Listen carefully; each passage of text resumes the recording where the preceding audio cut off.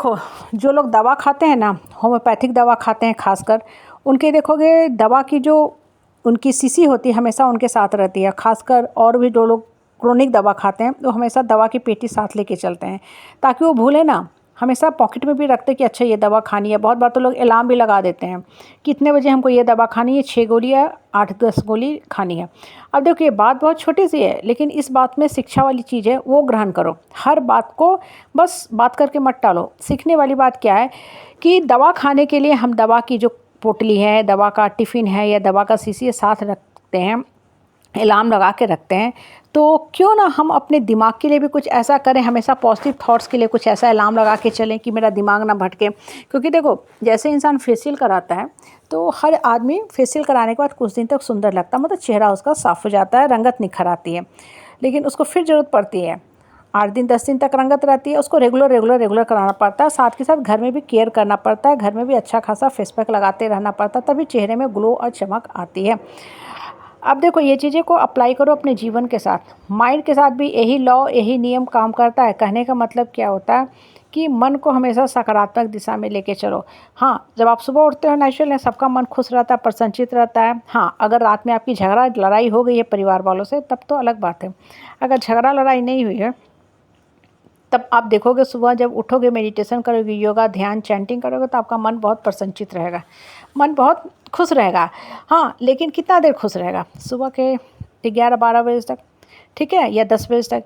मान लो इस बीच कुछ आपको हो जाता है, जैसे काम वाली दीदी आंटी देर से आई, पड़ोसी से हो गया, किसी ने गाड़ी में ठोक दिया आपको, फिर से आपका दिमाग डिस्टर्ब होना शुरू हो जाएगा ना, आप भूलने लोगे। इसलिए हम लोग क्या करते हैं, माइंड को भी टाइम टू टाइम ट्रेन करते रहते हैं।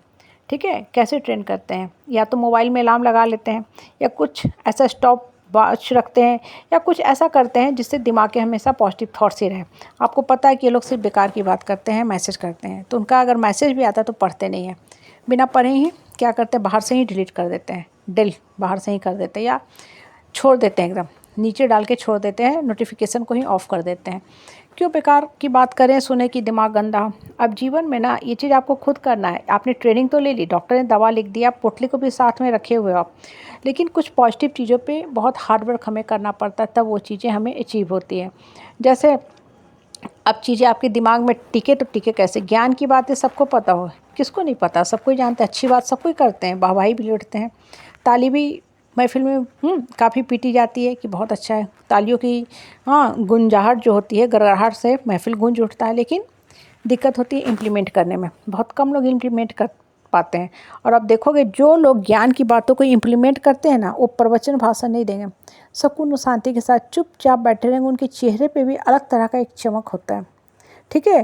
वो उनकी जो अंदर की सुकून और शांति होती है, पॉजिटिव वाइब्रेशन ऑरा होती है, वही आपको खींचती है, जिस पे हमारा ध्यान नहीं जाता है। नहीं जाता ना, नहीं जाएगा, कहाँ से जाएगा? क्योंकि हम तो सोचते हैं जो मुख से बोल रहा है वही सही बोल रहा है, और जो चुप है वो बेकार है, जबकि होता उल्टा है।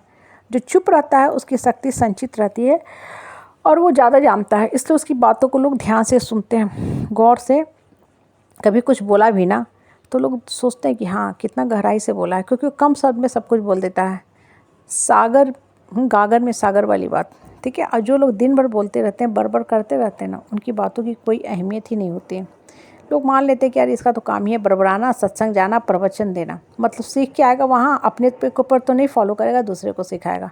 और ऐसा ही लोग बेकार और बहियात होता है। और ऐसा लोग का खासियत क्या होगी, खुद कर्म नहीं करेंगे, दूसरे को प्रवचन देंगे। सादा जीवन उत्तम विचार, धर्म गुरु बनो, ठीक है। खुद परिवार में कुछ के लिए नहीं करेंगे, किसी के लिए कुछ नहीं करेंगे, लेकिन दुनिया को उपदेश देते रहेंगे। भाई आपका परिवार है, आपको पहले स्टार्ट करना चाहिए। लोग आपको एक्शन देख के सीखते हैं, ना कि आपके शब्द से सीखेंगे, है कि नहीं।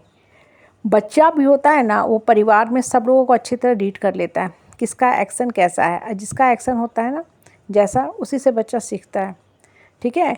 आप कितना भी समझाओगे ना, बेटा ये करना चाहिए, वो करना चाहिए, वो क्रॉस क्वेश्चन उसका दिमाग करेगा कि इसने क्या किया है, मेरे पापा ने क्या किया, मेरे चाचा ने क्या किया, मामा ने क्या किया, XYZ रिश्तेदार ने क्या किया, ठीक है। इसलिए बोलते हैं एक्चुअल कर्म करो, रियल कर्म करो। जो एक्चुअल और रियल कर्म करोगे ना, वही आपको जीवन में सफलता देगी। बेकार की बहियात की बातों में उलझे रहोगे ना, तो दिमाग क्या होगा, उसी में उलझता जाएगा। इसलिए हमेशा दिमाग के अंदर पॉजिटिव थॉट्स का टॉनिक डालो, अपने आप को रिमाइंड कराते रहो कि हमको अच्छा सोचना है, अच्छा बोलना है, और जीवन को अच्छे ढंग से चलाना मेरी जिम्मेदारी है, और जो हम पूरा करके ही रहेंगे।